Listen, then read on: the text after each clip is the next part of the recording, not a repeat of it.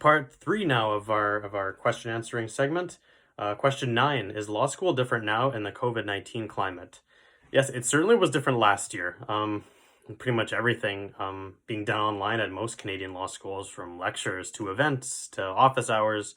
As far as what it'll be like this year, maybe closer to normal, likely closer to normal, because people are actually going to be on campus again at most, if not all, law schools. I think every school's going to have their own policy on this. Barring any COVID outbreaks, it'll be closer to normal this year than it was last year. I think it's safe to say that. But the options of taking online classes are still there post-COVID, and so I suppose that's a silver lining about all of this, because some people prefer the online classes, some people don't like them, but giving students flexibility is a good thing. Question 10, any tips to improve your writing style? Yes, be succinct in your writing. You want to be verbose and explain it all fully, but you also want to get to the point and say what you want to say.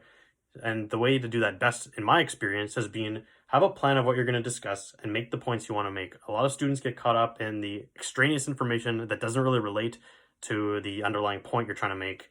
And then it adds on unnecessary words to your word count. So just remember to stick to your core arguments and relate them back to your overall message.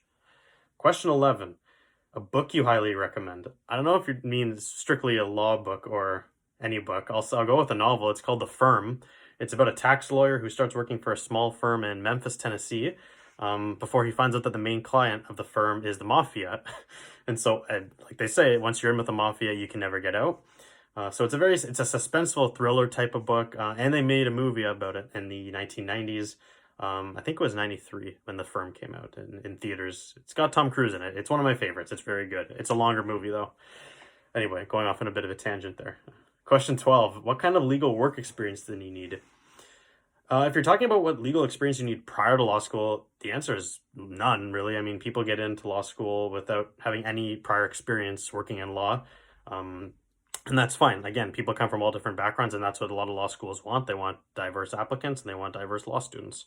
But if you mean when you're in law school, then, there's options, I guess, is the easy answer here. There's summer internships that you can do after your first or second year, or both. You can do those with a firm, any other legal employer that hires law students. Then you do your articling after graduation. But again, there's not any one defined path. Different people are going to have different experience in the legal field, and they're going to go different routes. And that's just the reality of our profession. Question 13. I'm in 1L and have exams online. What's the best way to make a study schedule? So for me, from personal experience, what worked best for me was breaking down the course into topics that was covered each week. So each week you have different topics being discussed in lectures. So when exam time rolls around, you can devote X number of days to this specific subtopic within the course. And again, this is general advice because schedules are really an individual thing. You know how you learn best, and if you don't, you will figure it out.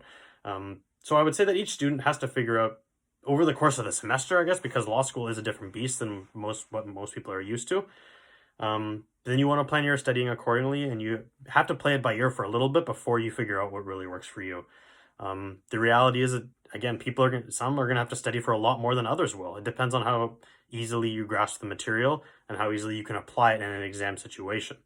But I definitely believe the formula of breaking down the course by topics each week, that works best. So that's what I've done.